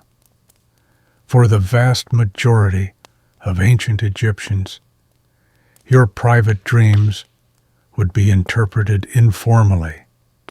You might discuss them with your family, your neighbors, or the village wise person. These local interpreters might not have access to the elaborate temple libraries or the full training of a high priest, but they would possess a deep understanding of common folklore, local superstitions, and the basic, widely accepted symbolic meanings we discussed earlier, like a full Nile, meaning prosperity. If your private dream was particularly troubling or seemed to hold significant weight, you might then seek out a local priest, perhaps from a smaller regional temple. These priests would offer more formalized interpretation, drawing from their own knowledge and perhaps more rudimentary dream lists. The fee for such services would, of course, depend on your means, often paid in kind, with goods or services. The goal of these private interpretations was largely personal guidance. Should you make that risky trade? Is your loved one truly recovering? Should you plant crops earlier this season? Now shift your perspective to public dreams. These were typically the dreams of the pharaoh, high-ranking officials, or temple priests who were performing specific religious duties. These dreams were not about personal well-being, but about the fate of the state, the success of military campaigns, the prosperity of the harvests for the entire nation, or the correct execution of divine will. These dreams were considered prophecies for the collective, requiring the most precise and authoritative interpretations. For public dreams, the interpretation process was far more rigorous and official. The pharaoh's dreams, as we discussed with Thutmose IV and the Sphinx, would be analyzed by the most learned and trusted members of the priestly elite. These interpreters held immense power and responsibility, as a misinterpretation could have dire consequences for the entire kingdom. The outcome of such a dream might lead to new decrees, major construction projects, or even the declaration of war. These interpretations would often be recorded on stelae or papyri, becoming a part of official historical records, lending them further authority and legitimacy.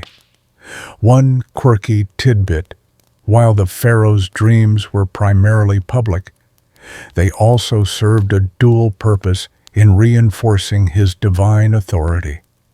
The very act of the gods communicating directly with the pharaoh in his sleep further cemented his unique status as the living embodiment of Horus on earth. It was a powerful tool for political legitimation.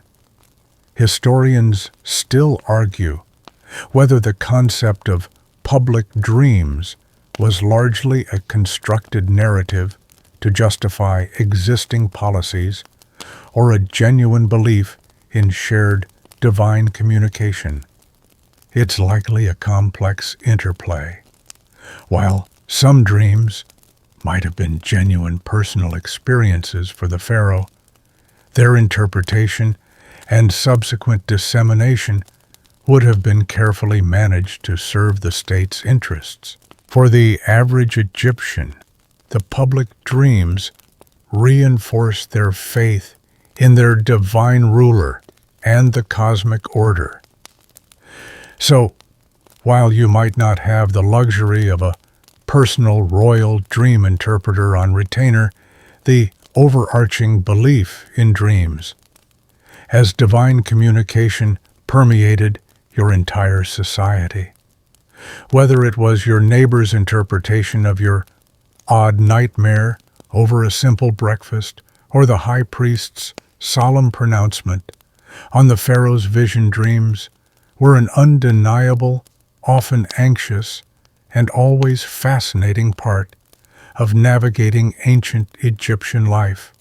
You've seen how both commoners and kings sought answers in their slumber, and how dream interpretation was a vital, even professional service. But where exactly did these profound nocturnal encounters take place? Beyond the general concept of temples, specific locations became renowned as dedicated dream incubation centers, drawing supplicants from far and wide, much like modern pilgrimage sites or specialized clinics.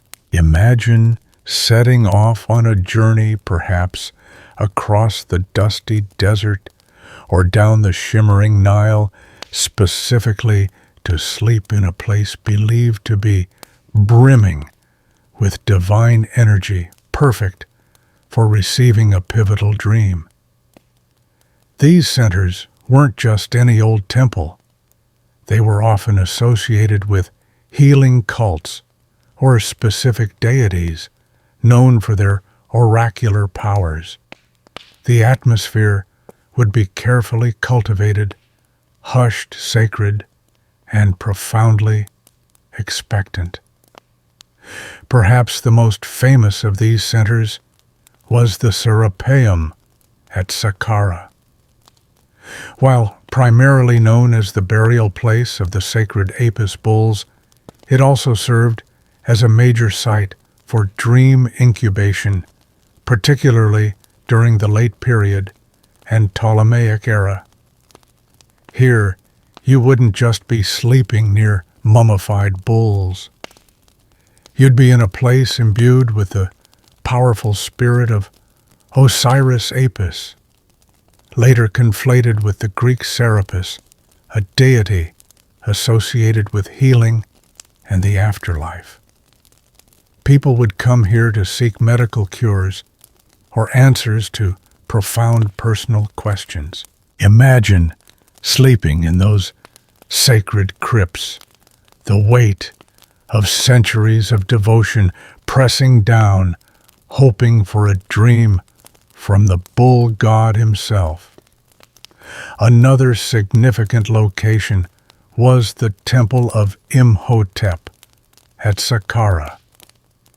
As we discussed, Imhotep, the deified architect and physician, was a magnet for those seeking healing through dreams. His sanctuary was specifically designed for therapeutic incubation.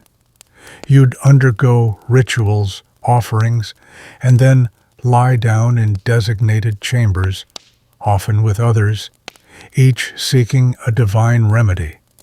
The air would be thick with anticipation, the faint murmurs of prayers, and the sense of being on the cusp of a miraculous intervention.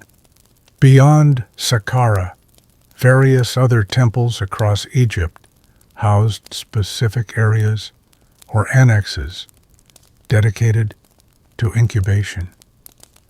Temples to Hathor, the goddess of love, music, and joy, sometimes offered dream incubation, possibly for matters of the heart or fertility.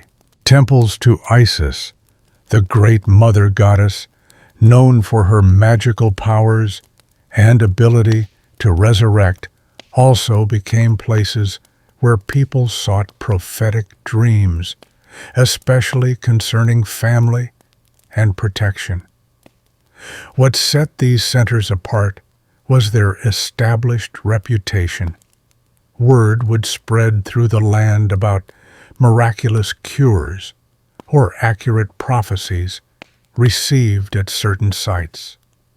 This reputation, built on generations of perceived divine intervention, drew a steady stream of hopeful supplicants.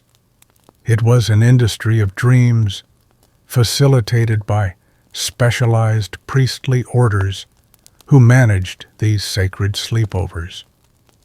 One quirky tidbit: some sources suggest that supplicants at these centers might have been encouraged to ingest certain substances or follow particular diets designed to alter their consciousness and induce more vivid dreams.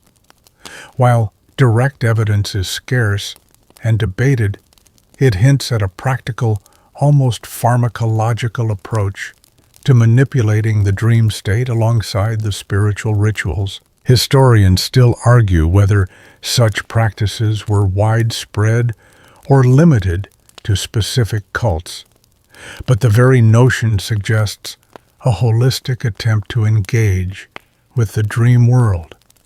The experience of visiting one of these dream incubation centers would have been profound and deeply memorable for you. It wasn't just a physical journey, but a spiritual one, a deliberate stepping outside of your ordinary life to enter a liminal space, a threshold where the divine was believed to communicate most directly. You were placing yourself in the hands of the gods, hoping that in the tranquil darkness of the sacred night, they would finally whisper the answers you so desperately sought. You've witnessed the heyday of dream interpretation in ancient Egypt, a period where every nocturnal vision held profound significance. But like all powerful beliefs and practices, its prominence eventually waned.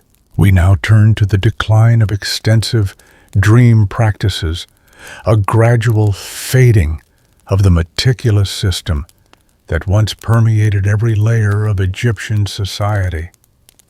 This wasn't a sudden dramatic collapse, but a slow ebb, influenced by shifting religious landscapes, changing political powers, and the introduction of new philosophical ideas. Imagine the grand dream incubation centers, once bustling with hopeful supplicants, slowly seeing fewer visitors. The intricate priestly orders dedicated solely to dream interpretation might find their roles diminishing, or their focus shifting to other aspects of religious life.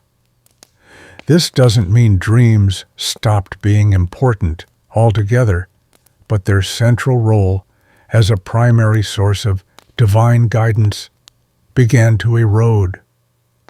One major factor in this decline was the rise of new religious cults and philosophical trends, particularly during the late period and the subsequent Greek and Roman occupations. As foreign influences seeped into Egypt, bringing with them new gods, new ways of worship, and different philosophical approaches to understanding the world. The ancient Egyptian focus on specific symbolic dream interpretation began to compete with other forms of divination and spiritual inquiry.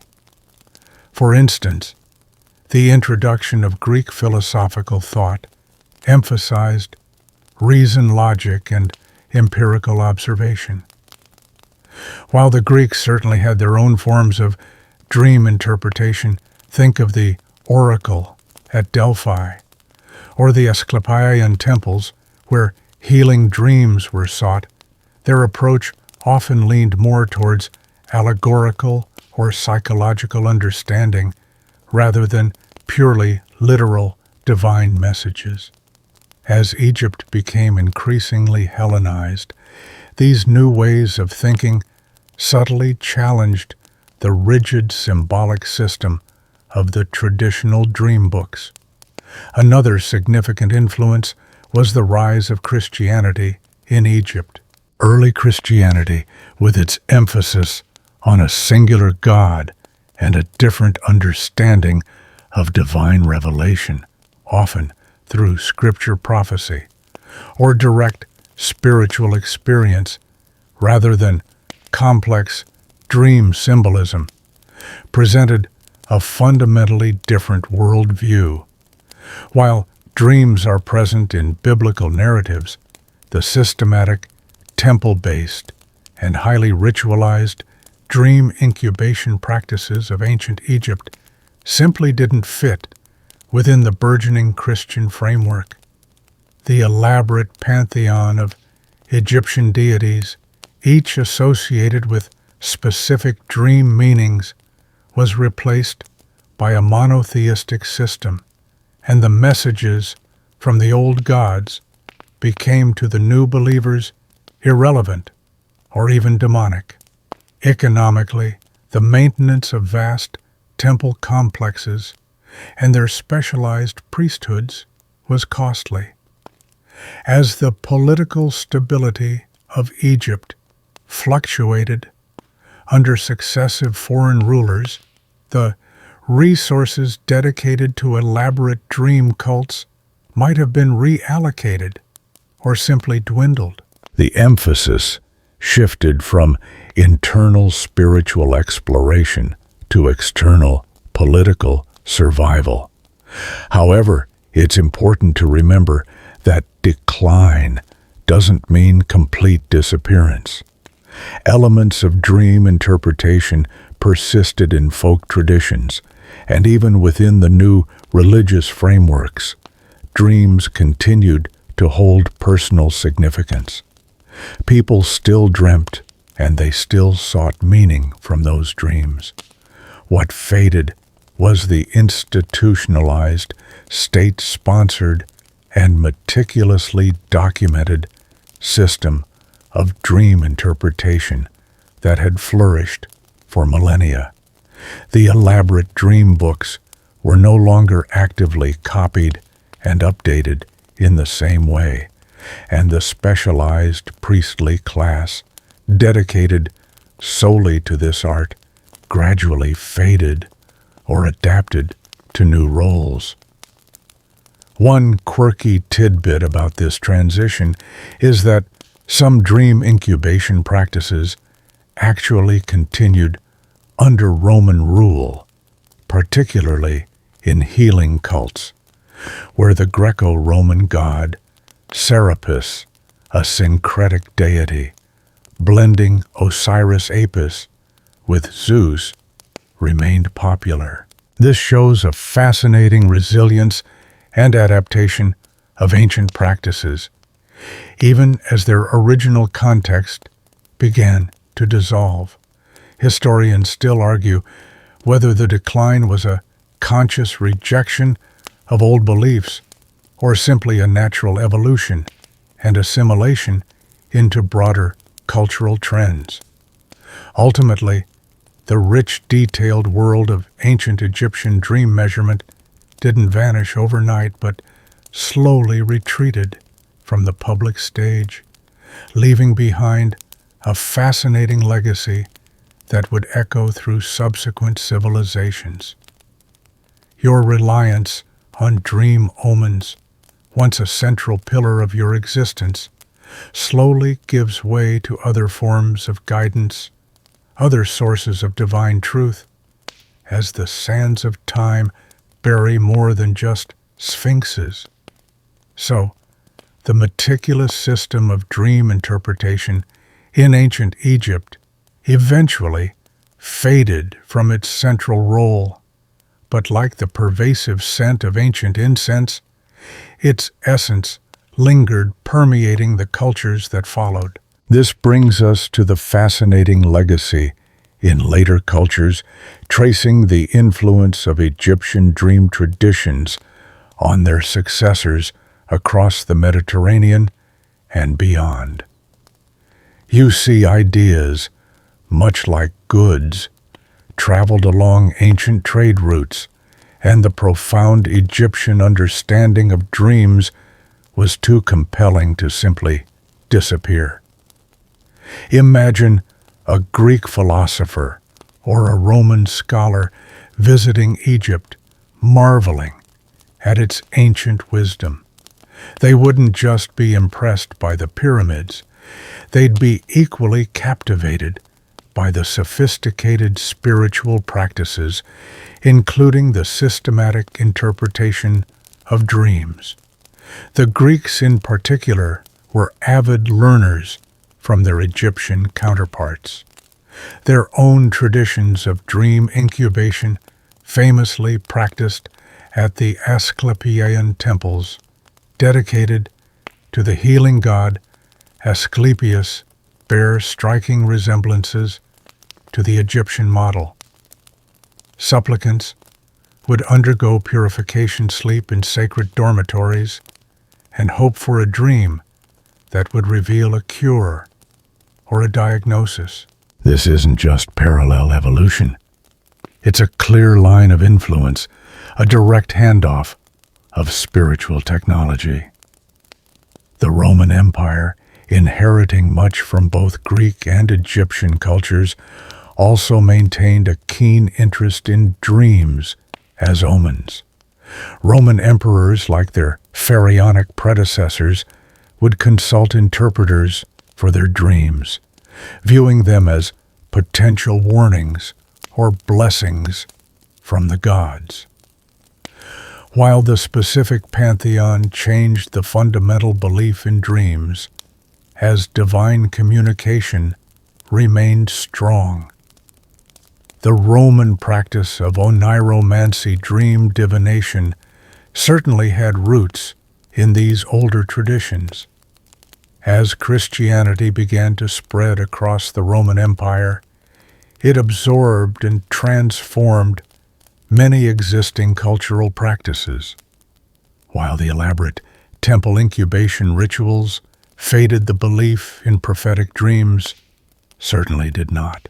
The Bible itself is replete with dream narratives: Jacob's ladder, Joseph's interpretations, which we discussed, Daniel's visions, and numerous prophetic dreams in the New Testament.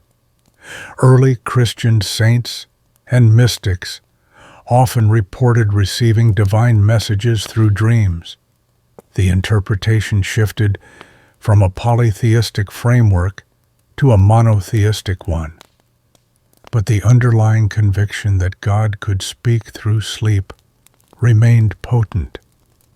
It was less about specific symbols from an ancient dream book and more about direct, often allegorical divine revelation. Even later in the medieval Islamic world, the art of dream interpretation, known as Ta'bir al-Ru'ya, flourished.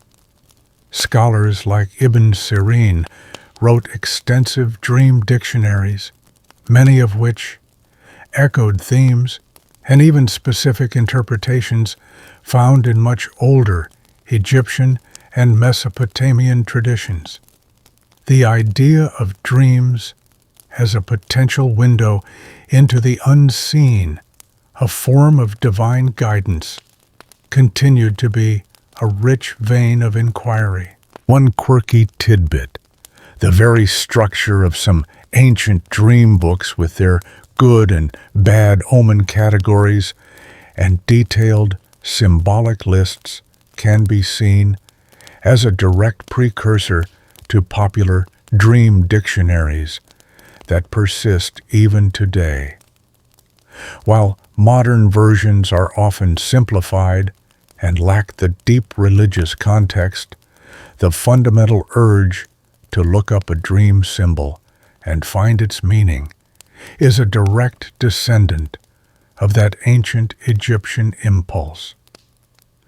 Historians still argue whether the transmission of these dream interpretation methods was always explicit and direct, or if it sometimes occurred through more subtle cultural osmosis, with ideas being shared and adapted over centuries. Regardless, the impact of Egyptian thought on subsequent dream traditions is undeniable. You can trace the lineage of dream significance from the pharaoh's court to the Greek Asclepieion, to the biblical narratives, and even into medieval Islamic thought. The nocturnal whispers of ancient Egypt continued to resonate, shaping how countless other cultures understood the mysteries of the sleeping mind long after the last pharaoh had dreamed his final dream. You've followed the thread of ancient Egyptian dream interpretation through its heyday and into its influence on subsequent historical cultures. Now, let's bring it full circle, bridging the vast chasm of millennia to consider the modern echoes of ancient dreams. It's easy to dismiss ancient beliefs as mere superstition, but when you peel back the layers, you'll find striking parallels and enduring questions that connect your contemporary sleep experiences to those of an ancient Egyptian. Imagine yourself now in your own bed, perhaps scrolling on your phone just before you drift off. You might still have vivid dreams. When you wake up from a particularly unsettling one, you might instinctively try to figure out what it means. You might even consult an online dream dictionary, a direct, albeit vastly secularized descendant of those ancient Egyptian dream papyri. This fundamental human urge to seek meaning in dreams is perhaps the strongest echo of all. Modern psychology, particularly the work of figures like Sigmund Freud and Carl Jung, radically shifted the understanding of dreams. For them, dreams weren't divine messages from external gods, but rather deeply personal communications from your own subconscious mind. Freud saw dreams as the royal road to the unconscious, revealing repressed desires and conflicts. Jung, on the other hand, believed dreams tapped into a collective unconscious, a shared reservoir of archetypes and universal symbols. While their methods and underlying theories are vastly different from ancient Egyptian priests, the function of interpreting dreams to gain insight into one's life remains surprisingly similar. You're still trying to understand yourself, even if the gods are now internal. Consider the common dream symbols that persist. Dreaming of teeth falling out, still often associated with anxiety, loss of control, or feelings of vulnerability in modern interpretation, just as it was a bad omen for sorrow in ancient Egypt.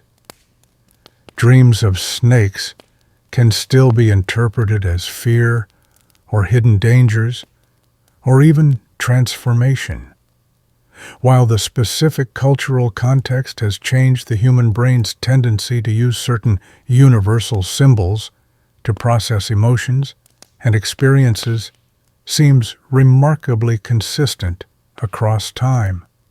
Even the concept of incubation has a faint echo.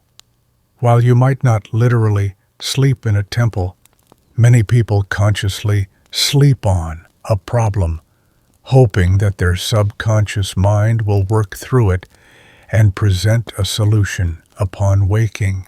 Artists, scientists, and problem solvers often report breakthroughs or insights occurring in dreams or upon waking from a night of sleep dedicated to a particular challenge. This is, in a very secular way, a form of self-incubation, trusting the mind's nocturnal processes. One quirky tidbit: the ancient Egyptians' meticulous recording of dreams for interpretation laid a groundwork for what modern sleep scientists do today. While they're not looking for omens, researchers meticulously record dream narratives, track sleep cycles, and study brain activity during REM sleep to understand the neurological basis of dreaming. The fascination with the what and why of dreams remains undimmed, albeit with different tools and objectives.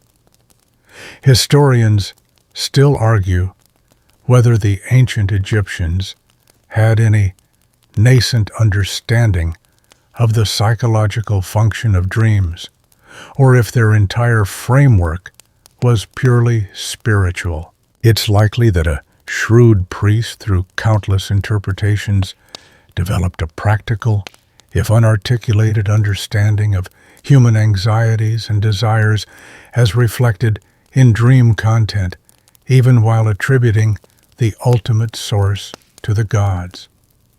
So, as you lie there drifting off, remember that the images and narratives that unfold in your mind are part of a continuous human story, a legacy stretching back thousands of years. From the Nile's ancient banks to your modern bedroom, the quest to understand the language of the night, to find meaning in the swirling tapestry of dreams, remains one of humanity's most enduring and frankly most wonderfully boring pursuits. You've traveled through millennia of dream history, from the banks of the ancient Nile to the very edge of your own modern consciousness. We've explored the symbols, the rituals, the priests and the kings, all in pursuit of meaning in that most ephemeral of human experiences, the dream. And as we reach the end of our journey, we are left with the profound truth that despite all the ancient wisdom and modern science, the dream world ultimately remains the unknowable dream world. Imagine the profound mystery you, as an ancient Egyptian, must have felt every single night. You knew dreams were real, potent, full of messages. You had your systems, your priests, your papyri. Yet the source of these visions, the mechanics of their creation, and the precise, often elusive nature of their divine origin remained just beyond your grasp. It was a realm you could interact with, but never fully conquer or comprehend. It was a beautiful, terrifying mystery that unfolded nightly. Even now, with all our advancements in neuroscience and psychology, dreams continue to fascinate and elude complete understanding. We can track brain waves, identify REM sleep, and hypothesize about the functions of dreaming, from memory consolidation to emotional processing. But the subjective experience of the dream itself, the rich, often bizarre narrative that unfolds purely for your internal gaze, remains deeply personal and in many ways fundamentally ineffable. You can describe your dream, but can you truly convey its sensation, its logic, its unique flavor? Probably not fully. This shared, enduring mystery is the ultimate connection between you and that ancient Egyptian dreamer. They looked to the gods for answers, while you might look to your own subconscious, or simply marvel at the brain's nocturnal creativity.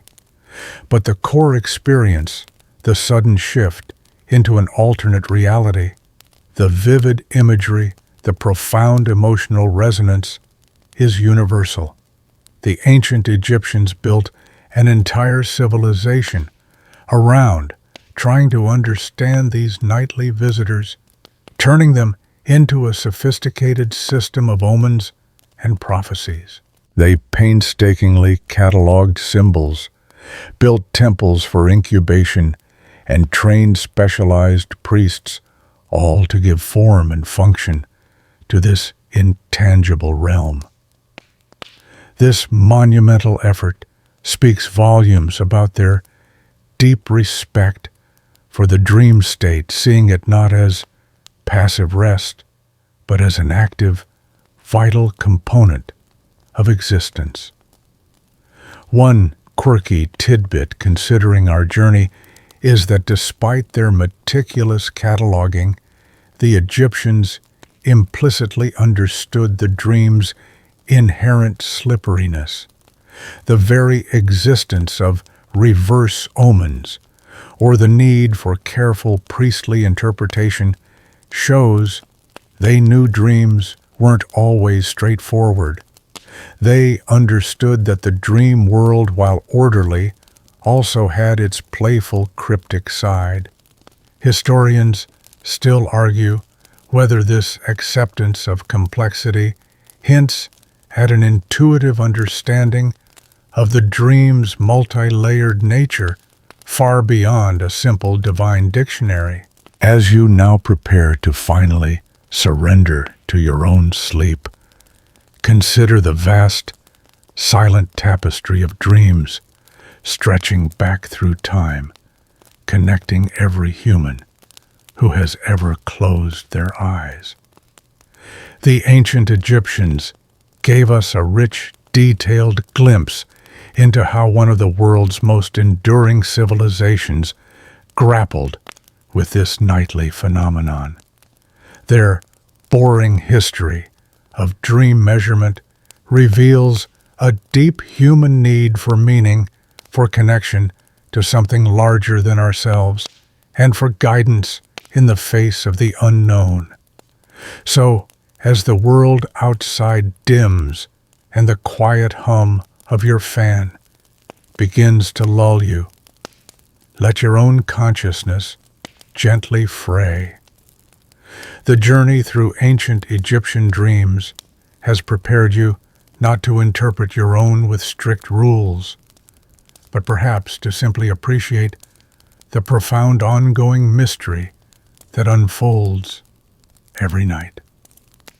The answers, the stories, the omens, they are waiting for you just as they waited for the pharaohs and the farmers of the Nile.